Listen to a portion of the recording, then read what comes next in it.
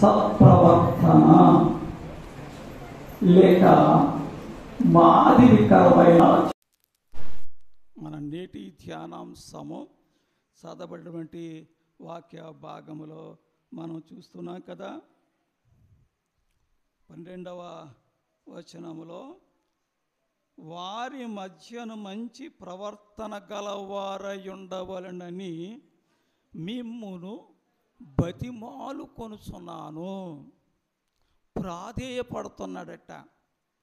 చూడండి, పిల్లలు మారాము చేశారు అనుకోండి, భోజనం తినడం లేదు అనుకోండి, మనం ఏం చేస్తాం? బ్రతిములాడతాం. అరే, ఈ బిడ్డ భోజనం చేయకపోతే నీరసించిపోతాడేమో, బలహీన పడతాడేమో, అలా కాదురా బాబు, ఇలా కాదురా బాబు అని బ్రతిములాడతాం. ఇంకా మనము నిస్సహాయ స్థితిలో ఉన్నప్పుడు మనకు సహాయం చేసే వారిని బ్రతిములాడుతుంటాం. బాబు కాసి సహాయం చేసి పెట్టరా అని ప్రాధేయపడుతుంటాం, బ్రతిములాడుతూ ఉంటాం. ఇక్కడ పేతురు భక్తుడు మనలను బ్రతిములాడుతున్నాడట. మనలంటే దేవుని పిల్లైన వారిని బ్రతిములాడుతున్నాడు ఆయన. ఏమండి, ఆయనకంత బ్రతిములాడవలసిన పని ఏమీ వచ్చింది? ఒక హెచ్చరిక చేస్తే సరిపోదా అంటే, బ్రతిములాడైనా వారు మంచి ప్రవర్తనలో నడవడం ద్వారా దేవునికి మహిమ కలుగుతుందేమో అనేటువంటి ఉద్దేశ్యముతో పేతురు భక్తుడు బ్రతిములాడుతున్నాడు. నేటి దినాన వాక్యము బోధిస్తాను నన్ను కానివ్వండి, వింటూ ఉన్న మిమ్మల్ని కావండి, పేతురు బ్రతిములాడుతూ ఉన్నాడు. గత ఆదివారం నాడు మనము కాపరిని గూర్చి మనం ధ్యానం చేసుకున్నాం. మంచి కాపరి యొక్క లక్షణాలు, జీతకాడిగా ఉన్నటువంటి కాపరి యొక్క లక్షణాలు గూర్చి మనం ధ్యానం చేసుకున్నాం. మంచి కాపరి తన గొర్రెల కొరకు ప్రాణం పెట్టినట్లుగా గత ఆదివారపు దినాన్న మనము వాక్యము ద్వారా విన్నాము, తెలుసుకున్నాం. యేసు తన స్వరక్తం ఇచ్చి సంపాదించినటువంటి సంఘములో చేర్చబడిన నిన్ను నన్ను ప్రతి ఒక్కరిని ఆయన కోరుకునేది ఏమిటంటే, నేను పరిశుద్ధులను గనుక మీరును పరిశుద్ధులై ఉండండి. పౌలు భక్తుడైతే ఒక మాట అంటాడు, నేను క్రీస్తును పోలి నడుచుకొనుచున్నాను, కాబట్టి మీరు నన్ను పోలి నడుచుకొనండి. పౌలు భక్తుడికి మాదిరి ఎవరయ్యంటే యేసుక్రీస్తు ప్రభువే. ఆ యేసుక్రీస్తు ప్రభు యొక్క మాదిరిని బట్టే పౌలు జీవించాడు. కనుకనే ఈ లోకములో ఏవేవి లాభముగా ఉన్నాయో వాటన్నిటినీ క్రీస్తు నిమిత్తము నష్టముగా ఎంచుకున్నాడట. క్రీస్తు నిమిత్తము నష్టముగా ఎంచుకొని క్రీస్తు కొరకు దెబ్బలు తినడానికి, క్రీస్తు కొరకు దూషించబడ్డానికి, క్రీస్తు కొరకు బంధించబడ్డానికి, క్రీస్తు కొరకు జాగరణ చేయడానికి, క్రీస్తు కొరకు ప్రయాణములో వాడ పగిలి సముద్రములో అనేక ఇబ్బందులు పడ్డానికి పౌలు భక్తుడు ఇష్టపడ్డాడు. ఒకానొక దినాన్న పౌలు సౌలుగా ఉన్న దినాలలో క్రీస్తును హింసించినవాడు, క్రీస్తు అనుసరులను హింసించినవాడు, స్త్రీలని, పురుషులని, పిల్లలని, పెద్దలని, గర్భిణీలని ఏ వేదం వ్యత్యాసము లేకుండా తన కత్తితో హతమార్చినవాడు. ఈ క్రైస్తవ్యాన్ని అనగదొక్కాలి అనేటువంటి తపన కలిగిన వాడుగా అధికార పత్రమును చేత పట్టుకుని వెళుతూ దమస్కు మార్గములో పట్టబడిన వాడై, ప్రభు చేత పిలువబడిన వాడై, ప్రభు యొక్క పిలుపుకు లోబడిన వాడై క్రీస్తు కొరకు జీవించడానికి తీర్మానము చేసుకున్నాడు. కనుకనే క్రీస్తును పోలి మాదిరిగా చేసుకుని జీవించాడు. యేసు ప్రభువారు ఈ లోకములో తనను వెంబడించేటువంటి బిడ్డలు లేక సంఘములో చేర్చబడిన విశ్వాసులనే వారు ఏ రీతిగా జీవించాలి అని ఆయన మాటలు చెప్పి ఊరుకోలేదండి. నాలాటోళ్ళు నీతి వాక్యాలు చెప్పేస్తాం, కానీ ఆచరణలో దానిని మేము పెట్టాం. చెప్పడం వరకే మా పని, కానీ ఆచరించవలసింది మీరు అని మేము బోధిస్తామే తప్ప మాది అనేది మేము కనుపరచలేం. కానీ క్రీస్తు అయితే ఈ లోకములో ఒక మాదిరికరమైన జీవితాన్ని జీవించి మీరు ఈ రీతిగా చెయ్యండి అని తన శిష్యులకు ఆజ్ఞాపించారు. మనము ఆ పరిశుద్ధ గురువారపు దినాన్న యేసు ప్రభువారు ఆ పస్కా విందుకు ముందుకు వెళ్ళే సమయంలో శిష్యుల పాదములు కడుగుతూ ఉన్నప్పుడు పేతురు ఆటంకపరిచాడు, ప్రభా వద్దు అని. కానీ యేసయ్య, నేను కడగకపోతే నీవు నా శిష్యులు కాలన్నట్లుగా మాట్లాడినప్పుడు, ప్రభా నా శరీరం అంతా కడిగి అన్నాడు. ఆ సమయం లేసి అన్నాడు, నేను మీకు చేసినట్లుగా మీరును ఒకరి కొరకు ఒకరు చెయ్యండి అని మాదిరి చూపించాడు ఆయన. పోనీ చెప్పి ఊరుకున్నాడా? చేశాడు. మిమ్మల్ని హింసించే వరకు ప్రార్థించండి అన్నాడు. కానీ ఆయన ప్రార్థన చేయకుండా మానేశాడా? లేదు. సిలువలో ఉండి మొట్టమొదటి పలికిన మాట, తండ్రి వీరేమి చేస్తున్నారో వీరు ఎరుగరు గనుక వీరును క్షమించు అని ప్రార్థించినటువంటి ప్రార్థన పరుడు యేసయ్య. కనుక యేసయ్య ఈ లోకములో తన పిల్లైన వారు ఒక మాదిరికరమైన జీవితం జీవించాలని, క్రీస్తును పోలిన జీవితము జీవించాలని, అది మాట కావచ్చు, క్రియ కావచ్చు, నడవడిక కావచ్చు, ఆలోచన కావచ్చు, వీటి ద్వారా ప్రభు యొక్క నామము మహిమపరచబడాలి అనే ఆలోచనతో తన బిడ్డలైన వారికి మాదిరికరమైన జీవితము జీవించాడు.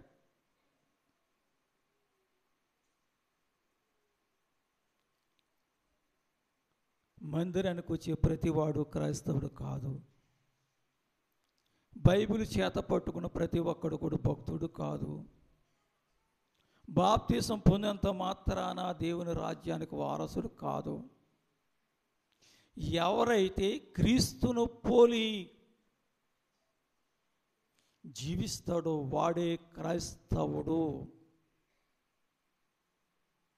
క్రీస్తును పోలి జీవితము ఎవరైతే జీవించారో వారు ఎన్ని ఆదివారాలు ఆరాధనకు వచ్చినా, ప్రభురాత్రి భోజన సంస్కారములో పాలు పొందిన, దైవ కార్యముల కొరకై మనం ధారాళముగా కానుకలు అర్పించిన, క్రీస్తు లేని జీవితము జీవిస్తే, క్రీస్తును కనుపరచని జీవితము జీవిస్తే అది వ్యర్థమైన భక్తి అవుతుంది, వ్యర్థమైన ఆరాధన అవుతుంది, వ్యర్థమైనటువంటి జీవితమే అవుతుంది. కేవలము పేరు మాత్రమే కానీ మృతులమైన రీతిలోనే మనం ఉండేవారముగా ఉన్నాము అనే సత్యాన్ని గ్రహించిన వారమై క్రీస్తు మనకు చూపిన ఆ మాదిరి మన బ్రతుకులో మనము చూపించాలి అంటున్నాడు. ఇప్పుడు వాక్యములోనికి వద్దాం. 12వ వచనములో మనం జ్ఞాపకం చేసుకున్నాం. చదవండి అమ్మా. అమ్మా నేను ఏం చెప్పాను, కాస్త మైక్ తీసుకోండి అమ్మా అన్నాను.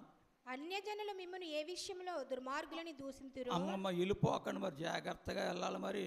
అమ్మా, అన్యజనులు మిమ్మును ఏ విషయములలో దుర్మార్గులని దూషించిరో.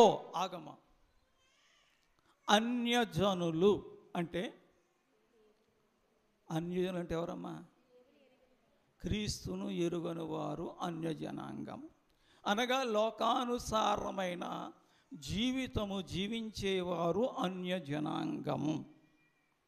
ఈ అన్యజనాంగము మనలను చూసి వీడు దుర్మార్గుడు, వీడు దుష్టుడు అని మాట్లాడారో, దూషించారో, నిందించారో, హేళన చేశారో, ఆ అన్యజనాంగము మధ్య మనము ఎలాగుండాలంటున్నాడు? చదువమ్మ. ఇప్పుడు ఆ విషయంలో వారు మీ సత్క్రియలను చూచి వాటిని బట్టి మీ సత్క్రియలను చూచి అంతకుముందు ఏమన్నారు? మీరు దుర్మార్గులు అన్నారు, మీరు దుష్టులు అన్నారు, మీరు హింసకులు అన్నారు, రకరకాల మాటలు మాట్లాడేశారు లోకస్తులు మనల్ని చూసి. అదే లోకస్తులు మన సత్క్రియలను చూచి అంటున్నాడు. సత్క్రియలు అంటే మంచి క్రియలు. యేసయ్య ఆ కొండ మీది ప్రసంగం చేస్తూ మత్తయి సువార్త 5వ అధ్యాయము 16వ వచనంలో అంటాడు కదా, మీ పరలోకమందున మీ తండ్రి మహిమ పరచబడినట్లు వారి ఎదుట మీ సత్క్రియలను ప్రకాశింపనీయుడు అన్నాడు. సత్క్రియలు అంటే మంచి పనులు. ఇవి క్రియారూపములో కనపరచాలి. అయ్యో పాపం అలాగా అనడం కాదు. ఒక వ్యక్తి రోడ్డు ప్రక్కన పడి ఉన్నప్పుడు అయ్యో పాపం పడిపోయాడు అని వెళ్ళిపోయామనుకో, అది మాట వరుసకే అవుతుంది. కానీ ఆ పడిపోయిన వ్యక్తి ఎందుకు పడిపోయాడు, ఒకవేళ ఏ వడదెబ్బ తిని పడిపోయాడేమో అని అతన్ని పరామర్శించి, అతన్ని లేవనెత్తి, అతని మొఖం మీద నీళ్లు జమ్మి, అతని దాహానికి నీళ్ళు ఇచ్చి, తెప్పరెలా చేసి ఒక మంచి స్థలములో అతను విశ్రమింప చేసామనుకోండి, అమ్మయ్య దేవుడిలాగొచ్చి నా ప్రాణాలు కాపాడవయ్యా, నీవు వచ్చి నా మొక్క మీద నీళ్లు చల్లకపోతే, నా నోట్లో నీళ్లు వేయకపోతే, నాకు నెమ్మదినివ్వడానికి ఆ నీడకు నన్ను చేర్చకపోతే ఇప్పటికి నా ప్రాణం గాలిలో కలిసిపోయేది అని అతని నోట ఆ మాట వచ్చినప్పుడు అతడు ఎంత ఆనందిస్తాడు. సత్క్రియ అంటే మంచి పని చేయడం, అది క్రియారూపములో ఉండాలి అంటున్నాడు. ఆ క్రియారూపములో మీరు మంచి క్రియలు చేసినప్పుడు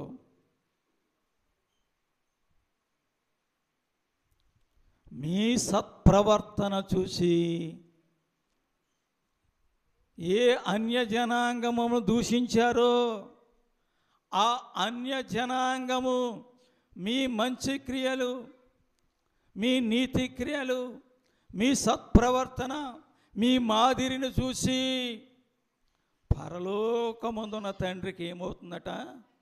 మహిమ కలుగుతుంది. ఆ రీతిగా ఉండండిరా బాబో.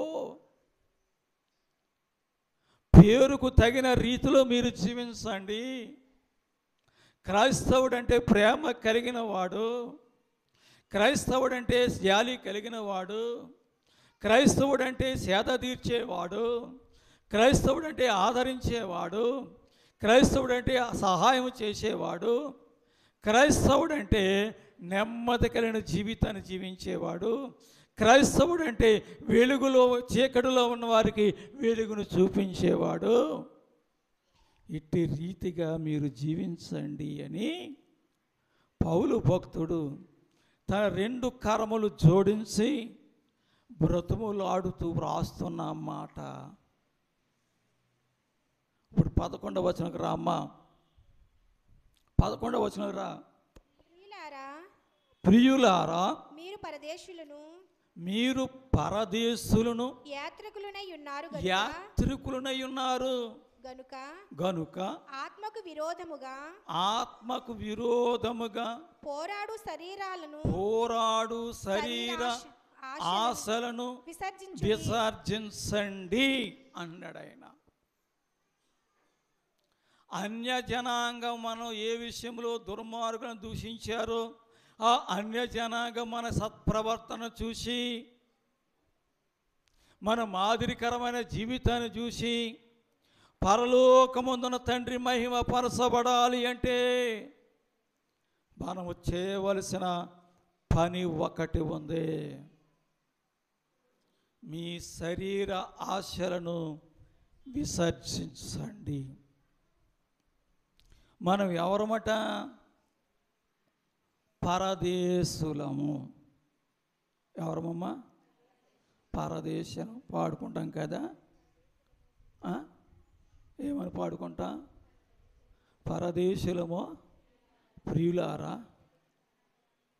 అమ్మా, మన పురము ఇది కాదు, మన పురము ఇది కాదని మనకు తెలుసు, మనం పరదేశులమని తెలుసు, అందాక ఈ లోకములో ఉంటున్నామని తెలుసు.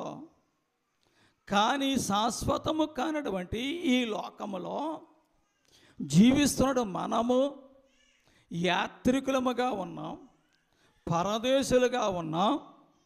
కాబట్టి పరదేశులకి ఈ లోకములో సంపాదించుకోవాల్సిన ఆశ ఉండాలా అమ్మా? మనకు అప్పుడప్పుడు పరదేశులు వస్తారు, గుడారాలు వేసుకుని జీవిస్తూ ఉంటారు. ఎన్ని రోజులు ఉంటారు? ఉంటే ఒక వారం రోజులు ఉంటారు. ఆ వారం రోజులు గ్రామము చుట్టుపక్కల పల్లెలు తిరిగి వారి జీవనోపాధిని సంపాదించుకొని మరలా వెళ్ళిపోతూ ఉంటారు ఇంకో స్థలానికి. స్థిరమైనవి ఇక్కడ సమకూర్చుకోరు. ర్యాలు వచ్చారు, ర్యాలు సమకూర్చుకుందాం, పోలారం వెళ్ళినాం అక్కడ సమకూర్చుకుందాం అని అనుకుంటారా? ఆ వారం దినాలకు కావలసిన గ్రాసం సంపాదించుకోవడానికే ప్రయత్నం చేస్తారు. ఎందుకంటే ఈ వారం మనం ఈ ఊరు మంద కదరా, మన ఊరు మనం వెళ్ళిపోతాం కదా అని. దేవుని పిల్లముగా మనం ఈ లోకములో పరదేశులముగా ఉన్నాము. ఈ పరదేశులుగా ఉన్న మనము శరీర సంబంధమైన వాటి యందు మనస్సు పెట్టక ఆత్మ సంబంధమైన వాటి యందు మనస్సు పెట్టినప్పుడు శరీర సంబంధమైన వాటిని మనము విసర్జిస్తాము. అంతే తప్ప ఇంకా ఈ లోకం నాదని, ఈ ఊరు నాదని, ఈ ఇల్లు నాదని అనుకుంటూ ఈ లోకంలో ఏవేవో సమకూర్చేసుకుంటాం. పోయేటప్పుడు పూతుకు పుల్లైనా అమ్మా, పూతుకు పుల్లైనా మీరు సమాధానం వచ్చే వరకు నేను ఎలాగ ఊగుతుంటాను. పూతుకు పుల్లైనా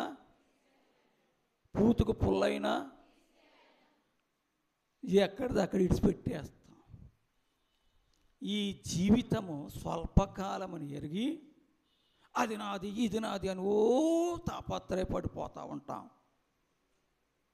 ఒకానొక దినాన్న ఆయన ఫోన్ చేశాడు అనుకోండి, మనం ఎంత బిజీగా ఉన్నా ఆగిన ఆయన ఒక్కసారి కథ లైన్లో ఉండు, నేను మంచి బిజీలో ఉన్నాను, ఇది చక్క పెట్టేశాక అప్పుడు నీ ఫోన్ రిసీవ్ చేసుకుంటాను ఆగు అంటే కుదరదు.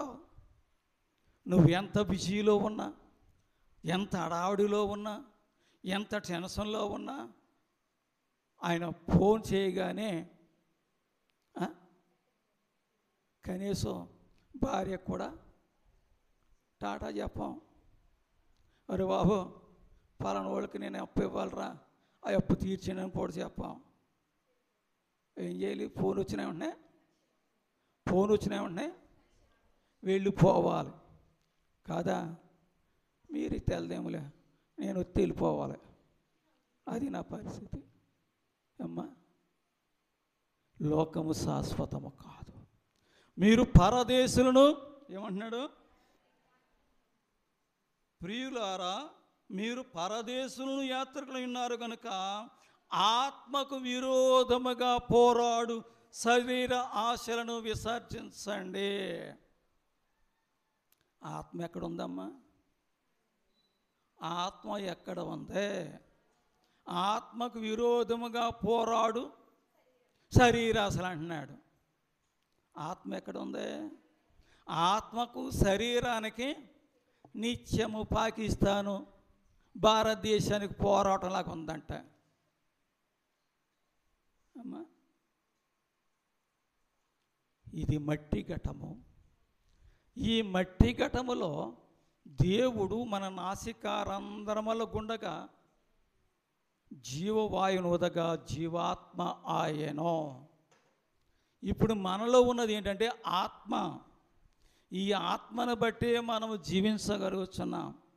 ఈ ఆత్మ మనలో నుండి వెళ్ళిపోయింది అనుకోండి, నువ్వు ఎంత అందగాడవైనా, ఎంత పాటగాడవైనా, ఎంత నాట్యగాడవైనా, ఎంత రంగు కలిగిన వాడవైనా, ఎంత బోధకుడువైనా, ఈ కట్టెకు విలువ లేదు. ఎంతసేపు దీనికి విలువ? ఆ మట్టి ఘటములు ఆత్మ ఉన్నంత సేపే మనిషికి విలువ. ఈ ఆత్మ ఈ ఘటం నుండి వెళ్ళిపోయింది అనుకో, పాపం చాలా ముచ్చటపడి టీక మంచం చేయించుకున్నాడండి, ఎంతో కష్టపడి ఆ టీక మంచం మీద ఈ కట్టి నుంచేద్దాం అంటామా? అబ్బే, టీక మంచం మైలైపోద్ది, అది చాలా ఖరీదైన మంచం కాబట్టి ఇంటి తీసుకెళ్ళి ఎక్కడ పెట్టేళ్ళి కట్టిని బయటెట్టేద్దాం. ఈ కట్టెకు విలువ ఎప్పుడు అంటే ఈ కట్టెలో ఆత్మ ఉన్నంత చేపే. కనుక ఈ ఆత్మకు శరీరానికి విరోధం అంట, పోరాటం అంట. ఆత్మ అంటదంట, రే సెల చూడకో, తప్పు అంటుందంట ఆత్మ. శరీరం అంటుందంట, రే లోకంలో చూడకపోతే ఎందుకురా కళ్ళు, ఎందుకో చూడు, ఆ తాడు ఎందుకు ఇచ్చాడురా, తాగడానికి కదా, తాగు అంటుందంట శరీరం. ఆత్మ అంటుందంట, మద్యపాని దేవుని రాజ్యానికి వారసుడు కదరా, తప్పురా అంటుందంట. ఈ ఆత్మకు శరీరానికి ఏంటంట? పోరాటం, పోరాటం, పోరాటం. ఇప్పుడు నీవు ఈ ఆత్మ నియమాన్ని పాటించాలి అంటే ఈ శరీర సంబంధమైన వాటిని విసర్జించాలి. లోకములో ఉండేదంట శరీరాశ, నేత్రాశ, జీవడంబము. ఇవి తండ్రి వలన కలిగినది కాదు. ఆ శరీరాశే ఈనాడు ఈ పాపానికి కారణమైంది కదా. ఏదోను వనములో అవ్వమ్మ గారు ఆ అపవాది యొక్క మాట విని ఆ చెట్టు వంక చూసిగానే, ఆ పండు చూడగానే ఈమెలో ఒక ఆశ కలిగింది. ఏ ఆశ? తినాలి అనేటువంటి శరీర ఆశ. ఈ ఆశ ద్వారానే పాపం అనేది వచ్చింది. కనుక శరీరాశ అనేది ఎప్పుడూ కూడా పాపానికి నేను బానిస చేస్తూ ఉంది. శరీరాశ ఎప్పుడు కూడా నేను పాపానికి బందీలుగా చేస్తూ ఉంది. శరీరాశ ఎప్పుడు కూడా నేను పాపపు ఊబులోనికి నెట్టేయడానికి చూస్తూ ఉంది. కనుక అటువంటి శరీర ఆశలను నువ్వు విసర్జిస్తే ఆత్మ నియమం అనుసరించి సత్ప్రవర్తన కలిగిన వాడవగా ప్రభువుకు మహిమ తెచ్చేవాడుగా ఉంటావు. యేసు యొక్క జీవితాన్ని మనం జ్ఞాపకం చేసుకుంటూ ఉన్నప్పుడు యోసేపు పోతీఫరు యొక్క ఇంటిలో ఉన్నాడు. మంచి సౌందర్యవంతుడు యోసేపు. ఈ సౌందర్యవంతుడు అంటే యోసేపును చూస్తూ ఉంది పోతీఫరు భార్య. అరే, ఇంత అందగాడు ఇతడు, కాబట్టి ఇతనితో నేను పాపము చేయాలి అని తలంచి చూస్తూ ఉంది, మాట్లాడుతుంది. కానీ ఎప్పుడు కూడా యోసేపు ఆమెకు మాటకు లోబడలేదు. ఒకానొక దినాన ఒంటరిగా ఉన్న సమయంలో ఇంటిలోనికి వచ్చినప్పుడు పోతీఫరు భార్య యోసేపును బలవంతము చేసినప్పుడు యోసేపట తన వస్త్రము విడిచి ఏం చేశాడు? పారిపోయాడు. అరే, ఎవరు లేరు ఇంటిలో, నా శరీరాశను తీర్చుకోవడానికి ఇదే అవకాశము అని అనుకోలే. ఆత్మ నియమమును బట్టి శరీర ఆశలు జోలికి పోక పాపముని దానిలోనికి పడకుండా పారిపోయినవాడు యోసేపు. కనుకనే యోసేపును ఫరో రాజ్యములో గొప్ప ఉన్నతమైనటువంటి అధికారిగా నియమింపచేశాడు. ఫరోకు రాజ్యం తప్ప ఏమి అధికారం లేదు. యోసేపే ఆ అధికారాన్ని చెలాయిస్తున్నాడు. అంత ఉన్నతమైన స్థితికి వెళ్ళడానికి గల కారణము అతడు శరీర సంబంధమైన వాటికి లోను కాక, ఈ శరీర సంబంధమైన వాటి విషయంలో ఎన్ని శోధనలు వచ్చినా, ఎన్ని శ్రమలు వచ్చినా, బంధకాలకు వెళ్ళినా, నిందలు మోపబడిన ఆత్మ నియమమును సరే నడుచుకున్నాడు. కనుకనే చెరసాలలో నుండి యోసేపును ఫరో రాజ్యములోనికి తీసుకురాబడిన వాడై ఉన్నతమైన స్థితిలోనికి దేవుడు అతన్ని హెచ్చించాడు. దేవునికి స్తోత్రం. కనుకనే పేతురు భక్తుడు సెలవిస్తున్నాడు, ఆత్మ శరీరానికి పోరాటములో ఉంది. మీరు శరీర సంబంధమైన వాటిని మీరు విసర్జించినట్లయితేనే ఆత్మ నియమను అనుసరించి సత్ప్రవర్తన కలిగిన వారుగా ప్రభువుకు మహిమకరమైన రీతిలో మీరు జీవిస్తారు అంటూ పౌలు భక్తుడు సెలవిస్తూ ఉన్నాడు. శరీరాశ. అపోస్తలుడైన పౌలు గలతీ సంఘానికి లేఖ వ్రాస్తూ 5వ అధ్యాయములో ఆయన చెబుతూ ఉన్నాడు. 5వ అధ్యాయము 12వ వచనం ఒకసారి చూడమ్మా. శరీర కార్యములు స్పష్టమై ఉన్నవి అన్నాడు. శరీర కార్యములు స్పష్టమై ఉన్నవి. ఇప్పుడు 19వ వచనంకి రామ్మా. అవేవనగా జారత్వము, అపవిత్రత, కాముకత్వము, విగ్రహారాధన, అభిచారము, ద్వేషములు, కలహము, మత్సరములు, క్రోధములు, కక్షలు, భేదములు, విమతములు, అసూయలు, మత్తతలు, అల్లరితో కూడిన ఆటపాటలు. ఎన్నొచ్చినాయి? ఏమో లెక్కేసుకున్నాక నువ్వే చెప్పినైనా ఎన్ని వచ్చినాయో 15 వచ్చాయి. అమ్మ, ఈ 15లో ఏ లక్షణం మనలో ఉన్నా మనలో సత్ప్రవర్తన అనేది లేదో, లోపము. ఒక ఆయన వచ్చాడు కదా యేసుప్రభు దగ్గరికి, సద్బోధకుడా నిత్య జీవం పొందడానికి నేను ఏమి చేయాలి అంటే, యేసయ్యా ఇదిగో మోషే ధర్మశాస్త్రం ఏం రాయబడి ఉందంటే అవన్నీ బాలి ఉండి అనుసరిస్తున్నానంటే, అయితే నీకు ఒకటి కొదువుగా ఉంది, ఆ కొదువు తీర్చుకుంటే దేవుని రాజ్యానికి వస్తావన్నాడు. ఆ కొదువు తీర్చుకోవడానికి ఇష్టపడలే.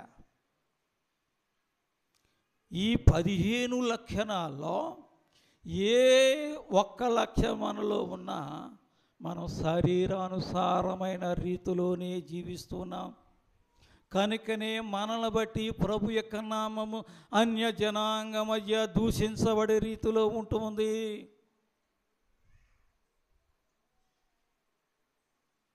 ఈ శరీర సంబంధమైన వాటి పట్ల ప్రేమ లేక మొక్కు అనేది లేకుండగా, విసర్జించబడిన వాటినిగా, అసహించుకునే వారముగా, వాటిని గురించి నిర్లక్ష్యము కలిగిన వారముగా ఆత్మ నియమం అనుసరించి మనం నడుచుకుంటే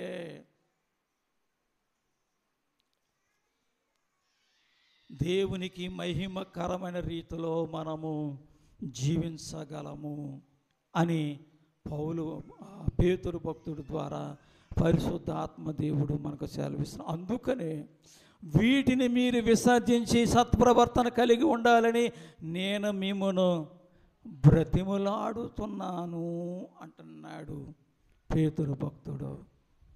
దేవుని బిడ్డలమగా, లోకము శాశ్వతము కాదు, లోకములో ఉండే ఏవి శాశ్వతము కాదు. ఇవన్నీ కూడా ఒకానొక దినాన్న విడిచిపెట్టవలసిన వారమై ఉన్నాం. ఎరిగి ఈ శరీరానుసారమైన మనస్సును మనలోని తొలగించుకొని ఆత్మానుసారమైన మనస్సు కలిగిన వారముగా, దేవుని పోలి నడుచుకునే వారముగా ఉండాలి అని పేతురు భక్తుడు మనలను ఆయన ఎంతగానో వేడుకుంటూ ఉన్నాడండి. ఈ మంచి ప్రవర్తన అనేది మనకు కావాలి అంటే పేతురు భక్తుడు రాసిన మొదటి పత్రిక 3వ అధ్యాయం 16వ వచనం ఒక్కసారి చూడండి. నిర్మలమైన మనస్సాక్షి కలిగిన వారై. అమ్మా, ఏ మనస్సాక్షి అంట? నిర్మలమైన అంటే నిర్మలమైన అమ్మా, మలినము లేకుండా, ఇంకా అంటే కలవరము, నిశ్శబ్దము అనేటువంటి మాటలు కూడా దీనికి ఉత్పత్తార్థాలుగా ఉంటాయి. అంటే ఏ విధమైనటువంటి ఆ లోక సంబంధమైన వాటిని గూర్చి తలంపు లేకుండా ఆత్మ సంబంధమైన మనస్సు కలిగి ఉండడమే నిర్మలమైన మనస్సు. చదవండమ్మా. నిర్మలమైన మనస్సాక్షి కలిగిన వారమై మీలో ఉన్న నిరీక్షణను గూర్చి మిమ్మును హేతువు అడుగు ప్రతివానికి సాత్వికముతోను భయముతోను సమాధానము చెప్పుటకు ఎల్లప్పుడూ సిద్ధముగా ఉండి మీ హృదయములందు క్రీస్తును ప్రభువుగా ప్రతిష్ఠించుకొనండి అంటున్నాడు. ఎప్పుడైతే మన హృదయములో క్రీస్తును ప్రభువుగా, మన అధిపతిగా, మన నాయకుడుగా, ఆయన చిత్తానికి మనం విధేయులమై జీవించే రీతిలో క్రీస్తును మన హృదయములో ప్రతిష్ఠించుకుంటామో, క్రీస్తును మన హృదయములో ఉంచుకుంటామో, అప్పుడు తోటి వారికి మన సమాధానాలు కర్కశముగా ఉండవు, కటువుగా ఉండవు. ఎలా ఉంటాయి? మన సమాధానం యావత్తు ఉప్పు వేసినట్లుగా రుచికరమైన రీతిగా ఉంటాయి. కాబట్టి క్రీస్తును మన హృదయములో ఉంచుకోవాలి. క్రీస్తును హృదయములో ఉంచుకుంటే ఈ శరీరాన్ని వాటి మీద మనసు పెట్టాం. ఆ క్రీస్తును హృదయములోనికి చేర్చుకోలేదు కనుకనే మత సంబంధమైనటువంటి నిష్టను చేర్చుకున్నాడు. నేను మత ప్రవిష్ఠుడను, మతములో మంచి విద్యను అభ్యసించిన వాడును, గమాలీయేలు పాదముల దగ్గర మత సంబంధమైన ఉన్నతమైన విద్యను అభ్యసించిన వాడును, నా మతము, నా యూదా మతమే గొప్పది అనేటువంటి ఆ మత సంబంధమైన దానిని ప్రతిష్ఠించుకున్నాడు కనుకనే క్రీస్తు అనుసరులను, క్రీస్తు మార్గమును చెరుపాలనుకున్నాడు. ఎప్పుడైతే దమస్కు మార్గములో పట్టబడి నేత్రం నుండి పొరల వంటివి రాలిపోయాగా సౌలని పిలువబడ్డాడో, నేత్రము తెరవబడిన వాడై క్రీస్తును హృదయములోనికి ప్రతిష్ఠించుకున్నవాడై శరీరానుసారమైన జీవితం పట్ల ఆసక్తి కనుపరచక ఆత్మ సంబంధమైనటువంటి జీవితం పట్ల ఆసక్తి కలిగిన వాడిగా ఉన్నాడు పౌలు. కనుక దేవుని బిడ్డలముగా మనము క్రీస్తును మన హృదయములోనికి ప్రతిష్ఠించుకున్నప్పుడు, ఈ హృదయాన్ని క్రీస్తుకు అప్పగించుకున్నప్పుడు, క్రీస్తుకు తప్ప మరి ఎవరికి ఈ హృదయములో చోటు లేనప్పుడు మనం శరీర ఆశలను విసర్జించే వారముగా జీవించగలము. ఇంకా శరీర ఆశల ప్రకారముగా మనం నడుస్తున్నామంటే మన హృదయంలో క్రీస్తుకు చోటు లేదు. కనుక దేవుని బిడ్డలముగా మన హృదయములో దేవునికి ఆ స్థానం ఇచ్చిన వారమై, దేవుని ప్రతిష్ఠించుకున్న వారమై శరీరాశను విసర్జించేటువంటి మంచి జీవితము జీవించాలని ఆయన మనలను కోరుకుంటున్నాడు. ఫిలిప్పీ పత్రికలో మనం చూస్తే, ఫిలిప్పీ పత్రిక 2వ అధ్యాయము, ఫిలిప్పీ పత్రిక 2వ అధ్యాయము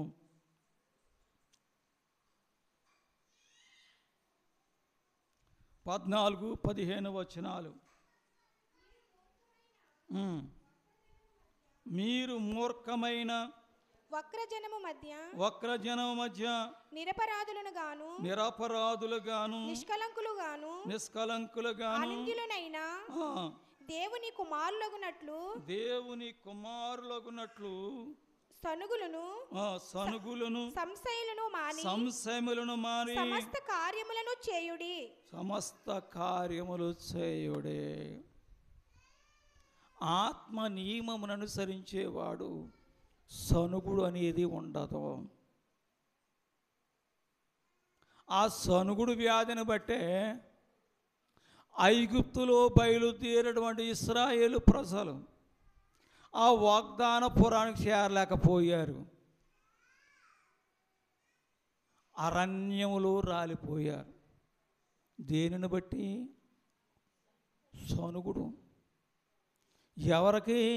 మోషేకును దేవునికి వ్యతిరేకమైన సనగలం. ఆ ఐగుప్తులో ఎన్నో శ్రమలు అనుభవిస్తే దేవుడు వారు మొర్ర విని వారిని విమోచించాలి అని మోషేను ఐగుప్తుకు పంపించి ఫరో ఎదుట 10 అద్భుత కార్యాలు, ఆశ్చర్య కార్యాలు చేయించి ఆ ఐగుప్తులో ఉన్నటువంటి ఇశ్రాయేలు ప్రజలను మోషే నాయకత్వములో ఆ వాగ్దాన పురానికి నడిపిస్తూ ఉంటే ఆ ఐగుప్తు నుండి బాగుండేది కథ, మంచి మాంసం దొరికేది, మంచి భోజనం దొరికేది, మంచి నీళ్లు దొరికేవి. ఎంతసేపు తిండిని గురించి, ఈ త్రాగుడు గురించి సనుక్కున్నారు. మంచి ఆహారం లేదు, చవిసారం లేని ఆహారం దొరుకుతుంది ఇక్కడ. సనుగుడు సనుగుడు సనుగుడు. కనుకనే వారు సనుగుడును బట్టి ఐగుప్తులో బయలుదేరిన ఇశ్రాయేలు ప్రజలు దేవుని వాగ్దాన పురానికి చేరలేదు. కానీ ఆ ఐగుప్తు నుండి బయలుదేరి వచ్చి అరణ్య మార్గంలో జన్మించిన వారు యేసువ కాలేబుతో సహా ఆ యొక్క వాగ్దాన పురానికి చేరగలిగారు. దేవుని బిడ్డలముగా ఈ సనుగుడు అనేది మనకు ఉండకూడదు.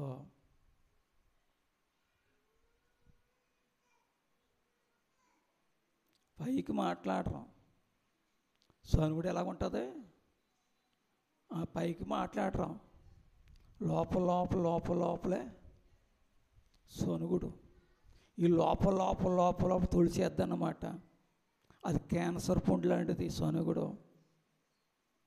దేవుని పిల్లలకు తగదు అంటున్నాడు, సనుగుడు వద్దు అంటున్నాడు. సంశయాలు అనుమానాలు మానేయండి. దేవుని బిడ్డలకు తగినట్లుగా జీవించండి. క్రీస్తును పోలిన జీవితము జీవించండి అంటున్నాడు. ఇంకా మన ఇప్పుడు పేతురు పత్రిక పాటలోనికి వద్దాం.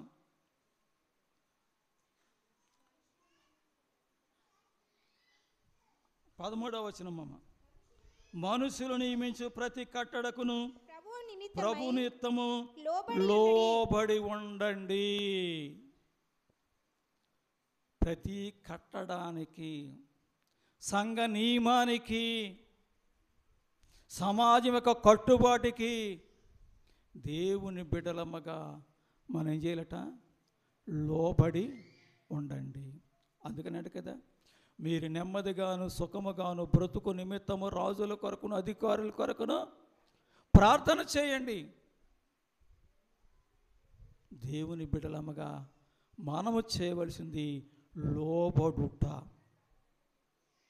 ఆయన తండ్రి చిత్తానికి లోబడ్డాడు కనుకనే ఈ సర్వమానవాళి యొక్క పాపమంతా ఆయన మీద వేసుకున్నాడు. ఈ సర్వమానవాళి యొక్క పాప విమోచన కార్యమును ఆయన నెరవేర్చి తండ్రికి తన ఆత్మను అప్పగించుకున్నాడు. విధేయత. దేవుని బిడ్డలమ్మగా సంఘ నియమానికి మనం విధేయులమై జీవించాలి. తర్వాత చదవమ్మా. నాయకులు దుర్మార్గులను ప్రతిదండన చేయుటకును సన్మార్గులకు మెప్పు కలుగుటయును రాజు వలన పంపబడిన రాజుల కొరకు అధికారుల కొరకు మీరు ఏం చేయండి? వాళ్ళకు లోబడి అంటున్నాడు. మీరిట్లు యుక్త ప్రవర్తన గలవారే అజ్ఞానముగా మాటలాడు మూర్ఖుల నోరు మూయుట దేవుని చిత్తం. మీకెందుకు? దేవుడు ఏ సమయంలో ఆ మూర్ఖుల నోరు ముయించాలి ఆయనకు తెలుసా. కాబట్టి మీరు వారికి లోబడి ఉండండి. ప్రతి ఒక్కరిని సన్మానించండి, సహోదరులను ప్రేమించండి, దేవునికి భయపడండి, రాజులను సన్మానించండి, సాత్వికులై ఉండండి.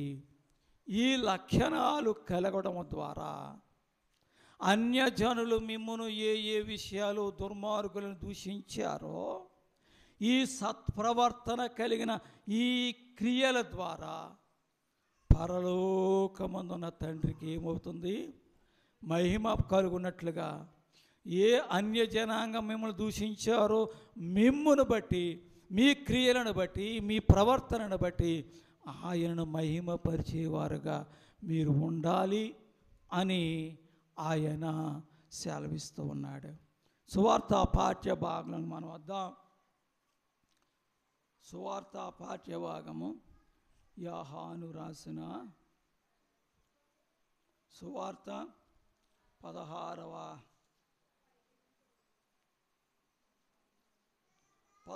అధ్యాయము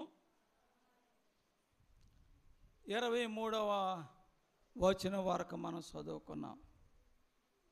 ఈ 16వ వచనం నుండి 23వ వచనం వరకు మనం జాగ్రత్తగా గమనిస్తే ఓర్పు, ఓదార్పు అనే దేవుని యొక్క వాగ్దానాలు అనేవి ఈ 16 నుండి 13వ వచనం వరకు మనం గమనించగలము. 16వ వచనం అంటున్నాడు ఆయన, కొంచెము కాలమైన తరువాత మీరు ఇక నన్ను చూడరు, మరికొంచెం కాలము నన్ను చూచెదరని చెప్పాను. కాబట్టి ఆయన శిష్యులు కొందరు కొంచెం కాలమైన తరువాత నన్ను చూడరు, మరి కొంచెం కాలమైనకు నన్ను చూచెదరని ఆయన, నేను తండ్రి ఎద్దకు వెళ్ళుచున్నానని ఆయనతో మనసు చెప్పుచున్న మాట ఏమిటని ఒకరితో ఒకరు చెప్పుకొనరే. అమ్మా, ఈ మాట మీకు ఏమైనా అర్థమైందా అమ్మా? కొంచెం కాలమైన తర్వాత నన్ను చూడరు, కొంచెం కాలమైన తర్వాత నన్ను చూస్తారు. దీన్ని బట్టి ఏమైనా అర్థమైందా? ఇక్కడ 2 సందర్భాలు గమనిస్తూ ఉన్నాం. యేసు ప్రభువారు శిలువ మరణానికి అప్పగించబడే సమయం ఆసన్నమైంది. శిలువ మరణానికి అప్పగించబడతారు, సమాధి చేయబడతాడు. ఇప్పుడు సమాధి చేయబడిన యేసయ్యను చూడడానికి అవకాశం ఉందా? లేదు. మరి కొంచెం కాలమైన తరువాత నన్ను చూస్తారు అన్నాడు. అంటే పునరుత్థానుడైన తరువాత చూసినట్లుగా లేఖనాలు తెలియజేస్తున్నాయి. కొంచెం కాలమైన తరువాత మీరు నన్ను చూడరు. రెండవ భాగం ఏమిటంటే, యేసు ప్రభువారు మరణము జయించి తన శిష్యులకు 11 పర్యాయములు ప్రత్యక్షమై తరువాత ఆరోహణమైపోయాడు, తండ్రి వద్దకు వెళ్ళిపోయాడు. యోహాను సువార్త 14వ అధ్యాయములో, మీ హృదయములను కలవరపడనీయకుడి, దేవుని యందు విశ్వాసం ఉంచున్నారు, నా యందును విశ్వాసం ఉంచండి. నా తండ్రి ఇంట అనేక నివాసములు కలవు, లేని నేను మీతో చెప్పుదును. మీకు స్థలము సిద్ధపరచ వెళ్ళుచున్నాను. నేను వెళ్ళిన తరువాత నేనుండు స్థలంలో మీరు ఉండులాగన మరలా వచ్చి నేను మిమ్మల్ని తీసుకొని వెళతాను అన్నాడు ఆయన. ఇప్పుడు తండ్రి యొద్ద నుండి ఇప్పుడు యేసయ్య పునరుత్థానుడై తండ్రి యొద్దలో ఉన్నాడు ఆయన. ఇప్పుడు మన మధ్య లేడు ఆయన. ఆత్మ స్వరూపైనటువంటి దేవుడు ఆదరణకర్తగా ఆయన మన మధ్య ఉంచాడు. ఆదరణకర్తని కుమారుడు క్రీస్తు వెళ్ళారు, మనకు స్థలాలు సిద్ధపరచుతున్నారు. తయారైపోయి బహుశా పెయింటింగ్లు కోపలు వేస్తున్నారంట. ఇంకానే ఆ పెయింటింగ్ పని అయిపోతే ఆయన వచ్చేస్తాడు. ఎవరి కోసం? చిత్తపడిన వారిని చిత్తపరచబడిన స్థలానికి తీసుకుని వెళ్ళడానికి రానయ్యున్నాడు ఆయన. కాబట్టి మరి కొంచెం కాలమైన తర్వాత నన్ను చూస్తారో ఆయన రెండవ రాకడలో. మనము ఆయన రాకడ మన పోకడ కాకపోతే, మనము చిత్తపాడు కలిగిన వారమైతే మహిమ శరీరములతో మధ్యాకాశాన్ని కోల్పోతాం, అక్కడ చూస్తాం. ఈ సత్యాన్ని యేసు ప్రభువారు తన శిష్యులకు వివరిస్తూ ఉన్నారు. ఆయన దేవుని పిల్లలమగా ఆయన ఎడబాటు జరిగింది ఆయనకు మనకు మధ్య. ఈ కాలము కొంత శ్రమ అనేది ఉంది. ఈ శ్రమ తరువాత గొప్ప ఆనందాన్ని మనం పొందుకుంటాం. అదే 21వ వచనం చెప్పుకొచ్చాడు కదా, స్త్రీ తన గర్భమున అప్రసవ సమయం వచ్చినప్పుడు వేదన కడి. చదువు ఒక్కసారి. స్త్రీ ప్రసవించినప్పుడు ఆమె గడియ వచ్చాను గనుక ఆమె వేదన పడును. అయితే శిశువు పుట్టగానే లోకమందు నరుడు ఒకడు పుట్టెను, అని సంతోషము చేత ఆ వేదన మరచిపోవును. దేవునికి స్తోత్రం. ప్రసవ సమయం జ్ఞాపకం చేస్తున్నాడు. స్త్రీ ప్రసవించే సమయము చాలా భయంకరమైనది.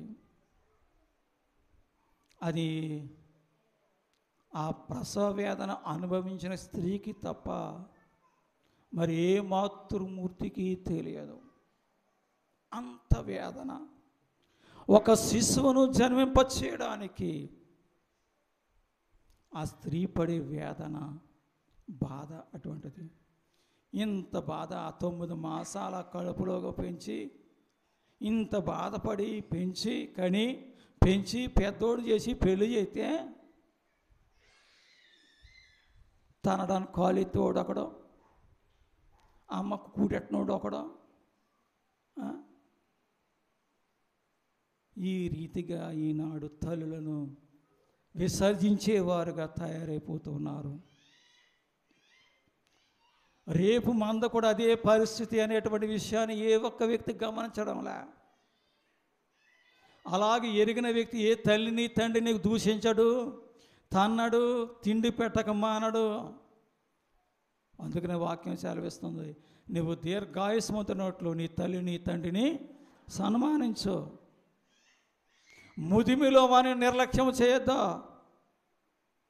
ముసలు ఉంటే మనకు అడ్డు, చిరాకు, ముసలి కొంపు. మన ముసలమ్మా అమ్మా, మన ముసలమ్మవుతామా? లేదు. ఏటేళ్ళ కాలం ఎవరు గ్రీన్ హీరోలాగా ఉంటాం. జాగ్రత్త. మనం ఒకేనొక దినాన అదే స్థితిలోకి మనం వస్తాం. తల్లిదండ్రులు నిర్లక్ష్యం చేయొద్దు. ముసలితనములో వారిని నిష్ఠూర పెట్టొద్దు, బాధ పెట్టొద్దు, సేదరించుకోక. ఆ ముసలితనంలో వారిని ప్రేమించి ఆదరించు. అది నీకు ఆశీర్వాదం. ఇక్కడ తల్లి, ఆ స్త్రీ ఆ ప్రసవ వేదన పడి కన్నగానే, బిడ్డ పుట్టగానే, అమ్మయ్య ఎంత బాధపడ్డాం రా బాబా అంటదా? అమ్మాయి బాబోయ్ అన్న స్త్రీ, అమ్మ కొడుకు పుట్టాడు, కూతురు పుట్టిందనగానే ఏరి తడుముకుంటుంది బిడ్డ కోసం. ఆ బిడ్డను చూడగానే పొందే ఆనందం. ఆ తల్లి ఆ కనురెప్పలో ఆనంద బాష్పాలు రాలుస్తూ, నేను కనడానికి ఇంత శ్రమ పడ్డాను రా బాబు, నేను కనుకోసే నిన్ను బాధలు పడ్డాను రా అని ఆనందిస్తుందంట బిడ్డను బట్టి. ఇదిగో కొంతకాలం లోకములో మీకు శ్రమ కలుగును, అయినను మీరు ధైర్యము కలిగి, విశ్వాసము కలిగి, నిరీక్షణ కలిగి జీవించండి. ఒక దినము రాబోతుంది, ఆ దినాన నేను మీకు ప్రత్యక్షమవుతానంటున్నాడు. ఆ దినము కొరకై గొప్ప ధైర్యాన్ని, గొప్ప ఆదరణను దేవుడు మనకు తెలియచేస్తా ఉన్నాడు. దేవుని బిడ్డలమ్మక, క్రీస్తు ప్రస్తుతము తండ్రి కుడి పార్శ్వమున ఆసీనుడై ఉన్నాడు. క్రీస్తు మన మధ్య లేడు, మన మధ్య ఉన్నది ఆత్మ దేవుడు, ఆదరణకర్త.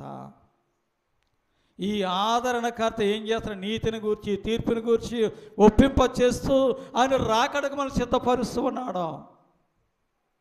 ఈ ఆదరణకర్తకు మనం లోబడి, ఈ ఆదరణకర్త మార్గములో మనం నడుచుకుంటే గొప్ప ఆనందాన్ని, గొప్ప సంతోషాన్ని మీరు పొందుకుంటారు అని ఇక్కడ యేసు ప్రభు వారు తన శిష్యులతో చెబుతూ ఉన్నాడు. నేటి దినాన విశ్వాసులమైన మనలతో చెబుతూ ఉన్నాడు. నన్ను బట్టి లోకము మిమ్మల్ని హింసించి, నిందించి, మీ మీద చెడ్డ మాటలు పలుకున్నప్పుడల్లా మీరు ధన్యులు అన్నాడు ఆయన. ఇదిగో ప్రస్తుతము లోకం పరిస్థితి చాలా భయంకరంగా ఉంది. దేవుని పిల్లలైన వారికి వేదనలు కలిగేటువంటి పరిస్థితులు, దినాలు రాబోతూ ఉన్నాయి, శ్రమ దినాలు రాబోతూ ఉన్నాయి. క్రీస్తును నీవు కలిగి ఉండడం ద్వారా. కనుక ఈ శ్రమలలో, ఈ నిందలలో, ఈ భయంకరమైన పరిస్థితుల్లో నువ్వు ఓర్పు సహనము కలిగి నిరీక్షణతో విశ్వాసముతో క్రీస్తు కొరకు ఎదురు చూసేవాడుగా ఉంటే గొప్ప సంతోషాన్ని, గొప్ప ఆనందాన్ని పరిశుద్ధాత్మ దేవుడు మనకు అనుగ్రహించిన ఉన్నాడు. అట్టి స్థితిని పరిశుద్ధాత్మ దేవుడు మనందరికీ అనుగ్రహించి మనను ఆత్మరీతిగా సిద్ధపరచును గాక. ఆమేన్. సమస్త జ్ఞానకు మించిన దేవుని సమాధానం యేసు క్రీస్తు వలన మన హృదయములకు తలంపులకు కావలి ఉండును.